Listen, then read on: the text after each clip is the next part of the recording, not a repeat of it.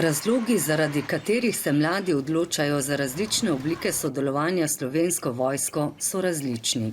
Nekatere zanima delo z orožjem, spet drugi bi radi služili domovini, nekatere privlači dinamično delo, kondicija in stalna zaposlitev, tretji pa bi se radi v vojski le preizkusili in ugotovili, ali zmorejo. V Slovensko vojsko se vključujejo kot vojaki prostovoljci, poklicni vojaki ali pogodbeni rezervisti, vsi pa morajo opraviti temeljno vojaško strokovno usposabljanje. Kandidati v tem času pridobijo vojaške vrednote in navade ter temeljna vojaška znanja in veščine. Aktivnosti se izvajajo v vojašnicah, na poligonih in terenskih usposabljanjih. V času usposabljanja pripadniki prejemajo plačilo, vojakom prostovoljcem pa se usposabljanje šteje tudi v pokojninsko dobo.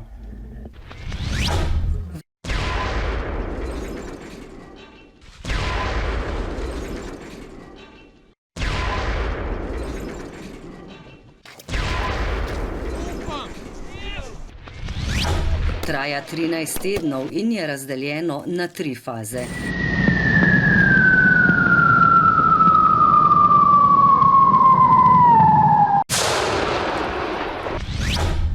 Za vojake prostovoljce, dekleta in fante od 18 do 30 let veljajo posebne ugodnosti.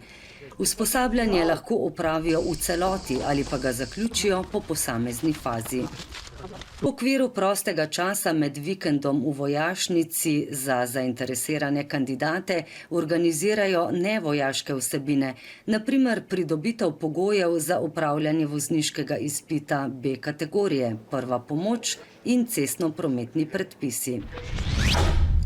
Seveda pa ni zanemarljivo tudi plačilo in po uspešno zaključenem usposabljanju še nagrada, ki se jo da uporabiti tudi za praktično usposabljanje v šoli vožnje.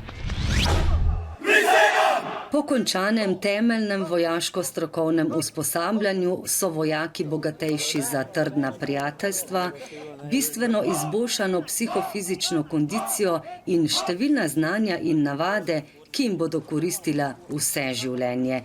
Lahko pa se odločijo za nadaljevanje kariere v Slovenski vojski in podpišejo pogodbo o zaposlitvi ali vstopu v pogodbeno rezervo.